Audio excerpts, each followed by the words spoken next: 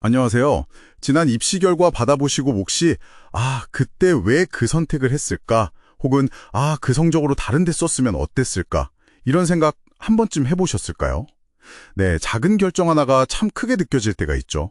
그래서 오늘은 좀 특별하게 여러분이 저희에게 보내주신 실제 입시 결과 데이터들, 그 결정들을 가지고 한번 깊이 들어가 보려고 합니다.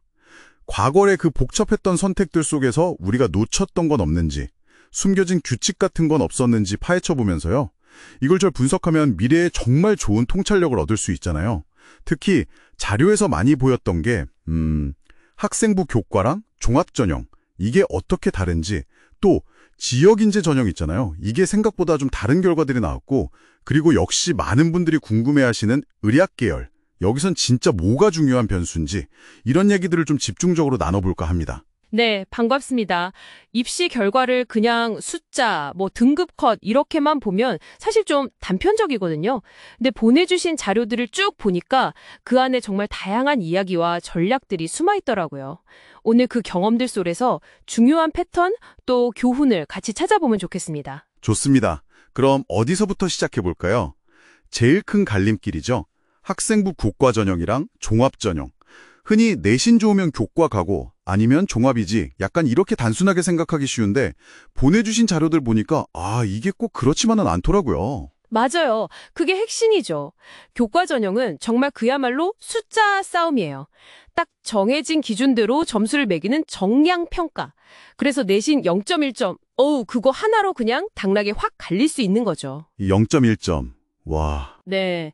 반면에 종합 전형은 좀 다르잖아요. 성적 물론 보는데 그것만이 아니라 학교생활기록부 전체, 그러니까 활동은 뭘 했고 어떤 책을 읽었고 동아리는 어땠고 이런 걸 다각적으로 보는 정성평가인 거죠. 같은 내신이라도 평가가 완전 달라질 수 있어요. 여기서 되게 흥미로웠던 게 보내주신 자료에서도 그런 사례가 꽤 있었는데 내신 진짜 최상위권인데 교과 전형에 딱 지원했다가 그 수능 최저학력 기질 있잖아요. 대학에서 요구하는 최소 수능 등급? 이걸 아슬아슬하게 못 맞춰서 떨어지는 경우. 이게 생각보다 좀 있더라고요. 네, 맞습니다. 특히 의학 계열처럼 수능 최저 기준 자체가 굉장히 높은 곳들은 더 그렇죠.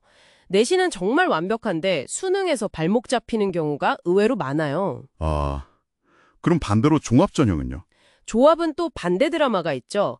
자료에서도 보면 내신 등급이 합격선에 살짝 못 미치는 것 같은데도 특정 분야에 대한 꾸준한 탐구나 활동 같은 거 있잖아요.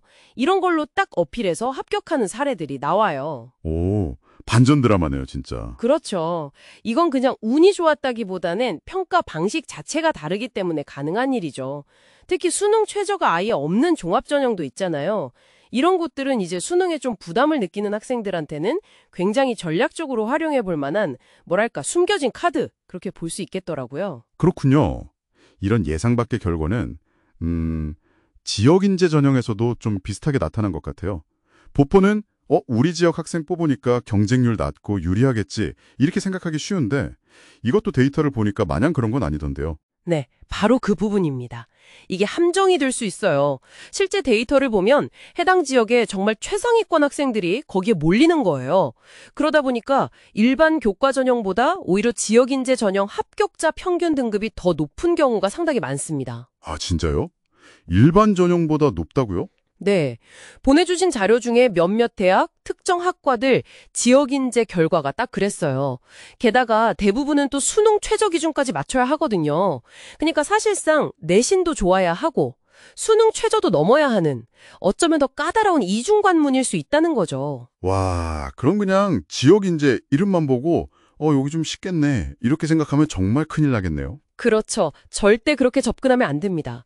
지원하려는 학과의 작년, 재작년 실제 합격 데이터는 어땠는지, 그리고 내가 그 수능 최저 기준을 현실적으로 맞출 수 있는지, 이걸 반드시 같이 놓고 판단해야 합니다. 그렇군요.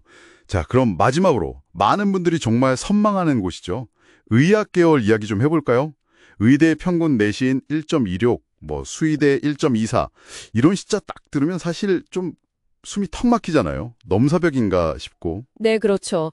숫자로만 보면 정말 압도적인데, 근데 이 숫자에 너무 짓눌릴 필요는 없다는 말씀을 드리고 싶어요.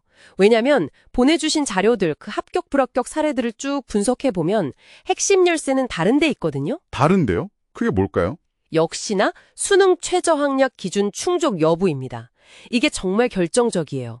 자료에서도 보면 내신 등급이 평균에 살짝 못 미치더라도 그 까다로운 수능 최저 기준을 딱 통과해서 최종 합격하는 사례들이 꾸준히 보여요. 아, 그러니까 내신이 조금 부족해도 수능 최저를 맞추면 가능성이 생긴다. 네, 반대로 내신이 거의 만점에 가까워도 수능 최저에서 미끄러지면 그냥 탈락인 거죠. 특히 의학계열처럼 요구하는 수능 최저 기준이 워낙 높아 보니까 그걸 충족하는 것 자체가 엄청난 경쟁력이 되는 거예요.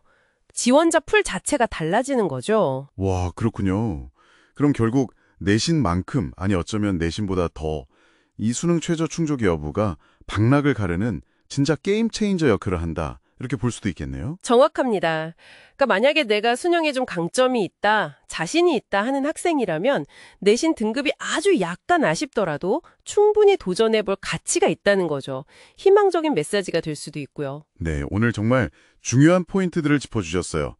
정리해보면 교과 전형은 정말 정량적인 내신 숫자 싸움이고 종합 전형은 내신을 포함해서 활동 같은 정성적인 부분이 중요하다. 그래서 활동으로 내신을 좀 보완할 수도 있다. 그리고 지역인재 전형은 이름만 보고 판단하면 안 되고 생각보다 치열할 수 있으니 꼭 데이터를 확인해야 한다. 마지막으로 의학 계열은 최상위 내신도 중요하지만 그에 못지않게 어쩌면 더 중요하게 수능 최저 통과가 결정적이다. 이렇게 요약할 수 있겠네요. 자, 이제 지난 결과에 아쉬워하기보다는 오늘 우리가 함께 살펴본 이 경험 데이터 속 패턴들을 가지고 다음 걸음을 위한 좀 더 현명한 설계자가 되어보는 건 어떨까요? 네, 오늘 나눈 이야기들을 바탕으로 마지막으로 이런 질문을 한번 던져보고 싶습니다. 만약 입시에서 수능 최저 학력 기준이 이렇게까지 중요한, 어떻게 보면 결정적인 변수라면요. 이걸 그냥 고3 마지막에 넘어야 할 어떤 관문, 허들 이렇게만 생각할 게 아니라 혹시 고등학교 생활 좀 더 이른 시점부터 1학년, 2학년 때부터 이 수능 최저 달성이라는 목표를 염두에 두고 학습 계획이나 활동 포트폴리오를 좀 전략적으로 짜나간다면 여러분 각자의 전체 입시 레이스에 과연 어떤 영향을 미칠 수 있을까요? 한번 여러분 상황에 맞춰서 깊이 고민해 보시면 정말 좋을 것 같습니다.